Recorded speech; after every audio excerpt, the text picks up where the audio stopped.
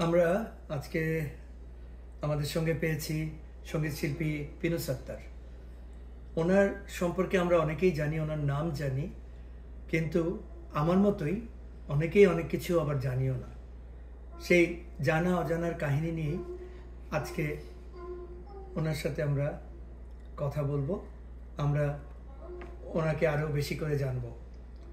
পিনু সত্তার, কেমন আছেন? ভালো আছি, আপনি কেমন আছেন? আমি তো ভালো আছি, এবং এই আজকে একটু সুন্দর সন্ধ্যা মনে হচ্ছে, একটু রৌদ্র উজ্জ্বল বিকেল আমরা পেয়েছি, যদিও এখানে আমরা ঘরের মধ্যে বসা, বাট তারপরেও আপনাকে সহজে আমরা পাই না। আপনার চেহারা দেখি, মাঝে মাঝে স্টেজে দেখি, কিন্তু আসলে আপনি কি, এটা নিয়ে আজকে একটু আলাপচারিতা করব। প্রথমে যদি শুরু করি, আপনার এই গানের জগতে আসার শুরুটা কেমন, বা কবে আসলেন, বা কেনই বা আসলেন? পরিচয়ের সূত্রে আপনি যেটা বললেন, আমি এ কথাটি আবারও বলি, সব প্রায় সুযোগ পেলেই বলি, মোর পরিচয় এই হোক, আমি আপনাদেরই লোক। কিন্তু কিভাবে আমাদেরই লোক তো বুঝলাম, কিন্তু কিভাবে আমাদের লোক সেটা একটু শুনি। গানের প্রতি ভালোবাসা, গানের প্রতি টান, এটা বোধহয় আমি নিজের অজান্তেই জেনে গেছি, এবং আমি নিজেও খুঁজতে চেষ্টা করছি যে কেন গান ভালো লাগে, এর উত্তর এখনো পাইনি। বাট এটা কি ছোটবেলা থেকেই গান শুনতেন, বা ঘরোয়া ভাবে বা পারিবারিক ভাবে কি এরকম ইনফ্লুয়েন্স ছিল, না গান শোনারই ইনফ্লুয়েন্স ছিল, বা গান গাওয়ারই ইনফ্লুয়েন্স ছিল কিনা? এটা আমরা যে পরিবেশে বড় হয়ে উঠেছি, এটা আমার মনে হয় সবার ভেতরেই আমরা গান শুনছি, গ্রামের বয়োজ্যেষ্ঠদের গান শুনি, পালা পার্বণে গান শুনি, এবং মানে এটা হয় কি যে শচীন্দ্র বর্মনের সেই কথাই যে এখানে সবাই গান গায়, মাঝি, কৃষক, রাখাল, চাষি, মজুর, সবাই গান গায়। তো সেরকম একটা জায়গাতে আমার জন্ম। ওইভাবে। বাট পারিবারিক ভাবে কি কেউ ইনভলভ ছিল ডাইরেক্টলি?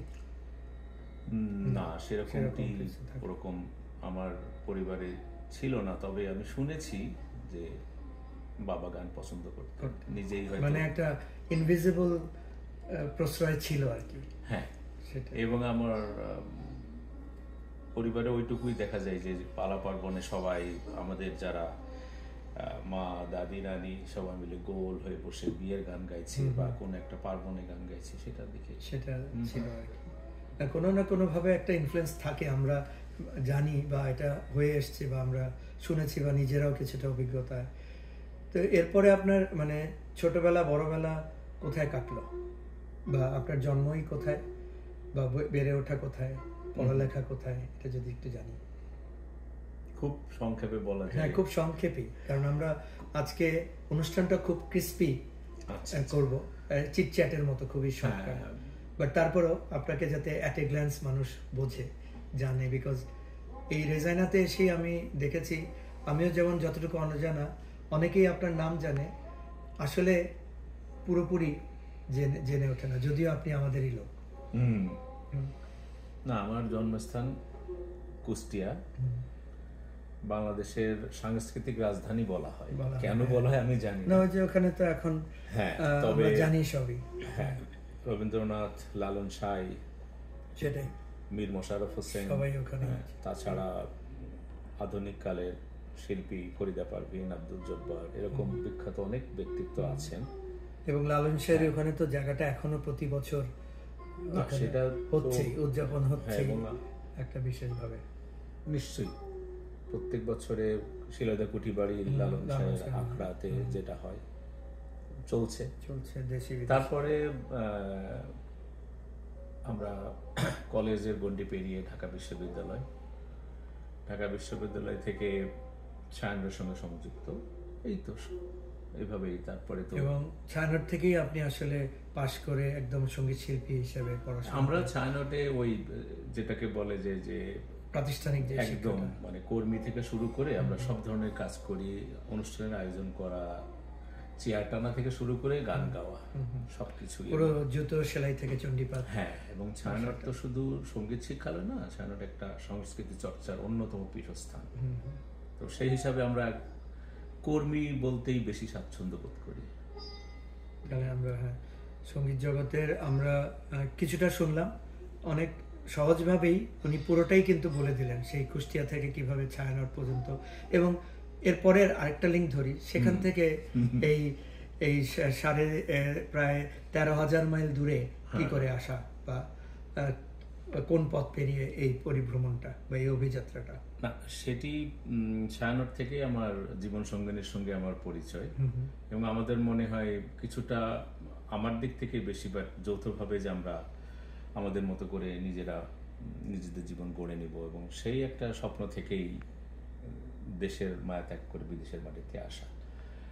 এবং সংগ্রাম যেটুকুই থাক না কেন, আমরা ভীষণভাবে চেষ্টা করেছি যে যেন সংস্কৃতির ধারাটাকে আমরা বজায় রাখতে পারি, এবং সেই উদ্দেশ্যেই নিজেদেরকে ব্যস্ত রাখা, নিজেদেরকে চেষ্টাটা। না, এখনো আমরা যেটা দেখছি যে আপনি প্রায় প্রতিদিনই আপনার পেজে যদি আমরা যাই, বা যারা দর্শক শ্রোতা দেখছেন বা আমাদের শুনছেন, পিনু সত্তারের ফেসবুক পেজে যদি যান, প্রতিদিনই আপনি কিছু না কিছু গানের টুকরো পাবেন, পুরো গান পাবেন, গানের অনুষ্ঠান পাবেন।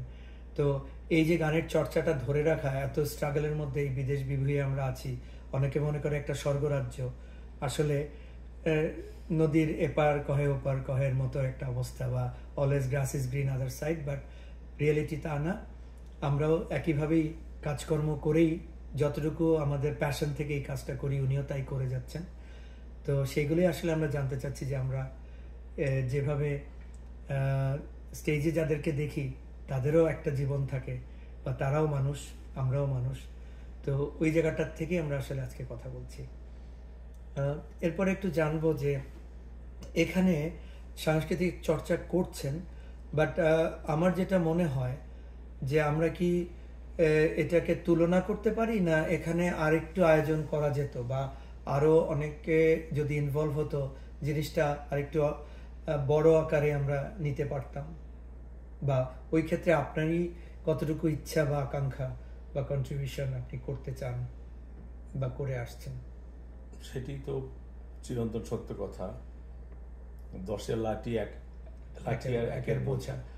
তো আমরা সবসময়ই উন্মুক্ত আহ্বান যে যারা শুদ্ধ ধারার, বিশেষ করে বাংলা গানে চর্চা করেন, তাদেরকে আমরা অভিনন্দন জানাই, আহ্বান জানাই একসাথে কাজ করার। এবং সেরকম একটু উদ্যোগ নিয়েই সামনে যদি আমরা সুযোগ পাই আমাদের কমিউনিটির কাছ থেকে, তাহলে আমরা আস্তে আস্তে সবাইকে নিয়ে একসাথে এগিয়ে যাব, সেরকম একটি। আচ্ছা, এটাই আমি একটু পরের প্রশ্ন এখানেই আসতাম, যে আপনার ওটারই হয়তো একটা প্রথম উদ্যোগ হচ্ছে আগামী 31শে মে একটা একক সঙ্গীত সন্ধ্যা হতে যাচ্ছে, এবং আমারও একটা আর্জি থাকবে যাতে আমরা একটা সুন্দর করে, শুধু বাংলা সঙ্গীতকেই সুন্দর করে যাতে পরিবেশন করা যায়, মানুষ যাতে গান শুনতে আসে, ওই ধারাটা যাতে আমাদের মনে এখানে এই বিদেশ বিভুঁইয়েও যাতে তৈরি হয়, এই মেন্টালিটিটা আমরাও চাইবো এই অনুষ্ঠানের মাধ্যমে যাতে হয়। ওই অনুষ্ঠানটা সম্পর্কে যদি 31শে মের অনুষ্ঠান নিয়ে যদি একটু বলেন, তাহলে এই আজকের এই পরিবেশনে আমরা যদি একটু মানুষকে জানাতে পারি। আমরা ইতিমধ্যেই আমাদের সোশ্যাল মিডিয়াতে সাধ্যমতো জানানোর চেষ্টা করেছি যে আমরা 31শে মে গানের অনুষ্ঠান করতে যাচ্ছি, এবং এ পর্যন্ত আমরা যে সাড়া পেয়েছি আমরা অভিভূত, আমরা কৃতজ্ঞ। আমরা যেটা বলা হয় যে আমরা খুব আগ্রহ নিয়ে অপেক্ষা করছি আপনারা সবাই আসবেন, এবং এরকম অনুষ্ঠান শুধু আমার একা দিয়ে শেষ নয়। এখানে যারা আমি একটু আগে বললাম যে বাংলা সংস্কৃতিকে ধরে রাখতে চেষ্টা করেন, সবার সহযোগিতায়, সবার অংশগ্রহণে এরকম অনুষ্ঠান এগিয়ে চলবে, তারই ধারাবাহিকতায় এটা একটি প্রথম অনুষ্ঠান। এটা একটি প্রথম পদক্ষেপ, আমি একটু যদি অ্যাড করি ওনার সাথে, এবং আমিও যাতে মনে করছি যে আস্তে আস্তে একটু সাংগঠনিকভাবে আমরা যাতে একটা ভালো করে এই বাংলা গানই বলি বা আমাদের সাংস্কৃতিক অনুষ্ঠানই বলি, সুন্দরভাবে পরিবেশন করি। কারণ মানুষ দেখার পরেই কিন্তু মানুষের মধ্যে আগ্রহটা জন্মায়, এটাকে আমরা ল অফ অ্যাট্রাকশন বলি। কোনো কিছুই যেমন কোয়ালিটি খুব ইম্পর্টেন্ট, একটা অনুষ্ঠান অর্গানাইজ করতে গেলেও সেটা খুব ইম্পর্টেন্ট। এটা আমরা আশেপাশে যেসব অনুষ্ঠানগুলো হচ্ছে, এই দেশে বিভিন্ন কমিউনিটি আছে, তাদেরকে দেখেও যাতে আমরা একটি আয়োজনগতভাবে logistically, sound, light, event management সব কিছু মিলিয়ে টোটাল অনুষ্ঠান যে একটা ব্র্যান্ডেড ইভেন্ট, এই পর্যায়ে যাতে আমরা নিতে পারি, এটা আশা করি আস্তে আস্তে শুরু হতে যাচ্ছে, বা আমরা সামনে আরো ভালো ভালো প্রোগ্রাম দেখব। এবং পিনু সাত্তারের এই প্রথম আমার মনে হয় রেজায়নাতে একটি বড় ধরনের আয়োজন, একক আয়োজন হতে যাচ্ছে, যেটা আমাদের অনেক দিনেরই অনেকেরই মনের আশা ছিল। এবং আরেকটু কথা জানি যে আপনি কোন কোন ধারার বা কোন কোন ঘরানার সাধারণত গান গেয়ে থাকেন, বা ওটাও যদি আমাদের সবাইকে একটু জানান। বাংলা গানের ব্যাপৃতিতে তো অনেক বেশি, তো সেখানে শাস্ত্রীয় সঙ্গীত আছে, শাস্ত্রীয় সঙ্গীতের আশ্রয়ে গড়ে ওঠা গান আছে, আবার হাজার হাজার বছর ধরে বাংলার সাধারণ জনগণের মুখ থেকে যে গানগুলো, হৃদয় থেকে উচ্চারিত যে গানগুলো লোকসঙ্গীত বলে, সেগুলো কিন্তু হাজার হাজার বছর ধরে আপন শক্তিতেই টিকে আছে বাংলা গানের। এবং গর্ব করে বলার মতো যে আমাদের সাংগীতিক মান অনেক উঁচু এবং অনেক বেশি সমৃদ্ধ। তো বাংলা গান বললে সব ধরনের গানই চলে আসে।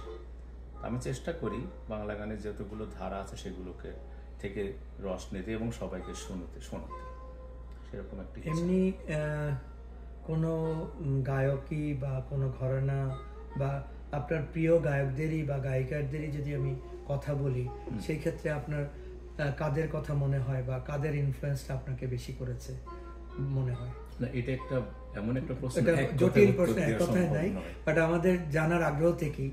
যেমন আমরা অনেক সময় বলি না যে নজরুল, রবীন্দ্রনাথ, বা গায়কই যদি ধরি কিশোর কুমার, মান্না দে, বা দ্বিজেন্দ্রলাল রায়, বা অখিল বন্ধু বিশ্বাস, তো এরকমই কিছু প্রত্যেকেই কিছু না কিছু কিন্তু ইনফ্লুয়েন্স করে থাকে।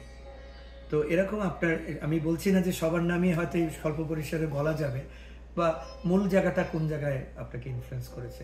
যদিও জানি ছায়ানটে আপনি এক ঘরানার উপরে স্পেশালাইজেশন ছিল, বাট তারপরে না, আমি প্রথমে যেটা বললাম, বাংলা সঙ্গীত মানে কিন্তু এপার বাংলা ওপার বাংলা সব জায়গায়। আমরা যদি নাম বলা শুরু করি, তো সেক্ষেত্রে আমরা আমাদের বেড়ে ওঠার সময়গুলো থেকে ধরেন খন্দকার ফারুক আহমেদ, তারপরে আমি সুরকারদের নাম বলছি না, শুধু লেখকদের গায়কদের নাম বলছি, বশির আহমেদ, খুরশিদ আলম, আব্দুল হাজি, আব্দুল জব্বার, এন্ড্রু কিশোর, কুমার বিশ্বজিৎ, আমাদের অনেক অনেক এরকম বিখ্যাত শিল্পী আছেন যাদের গানে আমরা মুগ্ধ। তেমনি ওদিকে কেএল সাইগল থেকে শুরু করে কুমার শানু পর্যন্ত অনেক লম্বা হবে আমি জানি। আমার জানার ইয়েটাই হচ্ছে যে হ্যাঁ সবাই আছে, বাট তারপরেও তো নিজস্ব একটা পছন্দ থাকে, সেই জায়গা থেকেই আসলে এই প্রশ্নটা করা। না, ভালো গান বলতে আমাকে টানে, আশা করি আপনাদেরকেও ঠিক একইভাবে টানে। তো জিনিসটা হচ্ছে যে উনি শুধু রবীন্দ্রসঙ্গীতই গান না, নজরুলগীতিও গান, উনি শুধু সিনেমার গানই করেন না, উনি পল্লীগীতি বা লোকসঙ্গীতও গান, ইভেন আরও যেসব ক্লাসিক্যাল ঘরানা উনি নিজেই বললেন, সেই ঘরানার গানগুলো বা ওই মিশ্রিত গানগুলো উনি গেয়ে থাকেন। তো আমরা আশা করি সব ধরনেরই একটা ফ্লেভার পাবো বা একটা মিশ্রণ পাবো ওই আগামী অনুষ্ঠানে। আর দর্শকদের উদ্দেশ্যে আমাদের এটাই বলার থাকবে, পিনু সাত্তারের পেজে যদি আপনারা ভিজিট করেন, এই অনুষ্ঠানে রেজিস্ট্রেশনের লিঙ্কটা পাবেন। আশা করি আর মাত্র 5-6 দিন বাকি আছে। যদি আপনারা আসেন বা রেজিস্ট্রেশন করতে চান, আপনাদের ফ্রেন্ডস অ্যান্ড ফ্যামিলি নিয়ে অবশ্যই আসবেন। এবং শেষে যদি পিনু সাত্তারের মুখে আর একটু শুনতে চাই যে আপনি দর্শক শ্রোতাদের উদ্দেশ্যে আর কিছু যদি বলেন, তারপরে আমরা আজকের এই সংক্ষিপ্ত একটি আলাপচারিতা বা পিনু সাত্তারের সাথে একটি বিকেল আজকে এখানে শেষ করব। আমি মাহমুদ খুরশিদ। হ্যাঁ, একটা অনুষ্ঠান ঠিকমতো করতে হলে অনেক কুশীলব থাকতে হয় পেছনে। আমার সৌভাগ্য আমি পেয়েছি, তাদের অক্লান্ত প্রচেষ্টায় আমাদের প্রস্তুতি সম্পন্ন হচ্ছে। আপনারা আসুন, আমাদের সাথে থাকুন। আমরা এভাবেই বাংলা সংস্কৃতির ধারাকে বয়ে নিয়ে চলি। ধন্যবাদ পিনু সত্তার, আজকে আমাদের সময় দেওয়ার জন্য। আপনাকে এবং যারা আমাদের এখানে চিত্রগ্রহণে আছেন, চয়ন মল্লিক এবং ডক্টর রুবিনা, তাদেরকে আমরা ধন্যবাদ দিচ্ছি, যারা ক্যামেরার পিছনে কাজ করছেন। ধন্যবাদ সবাইকে। দেখা হবে সবার সাথে। আপনারা ভালো থাকবেন।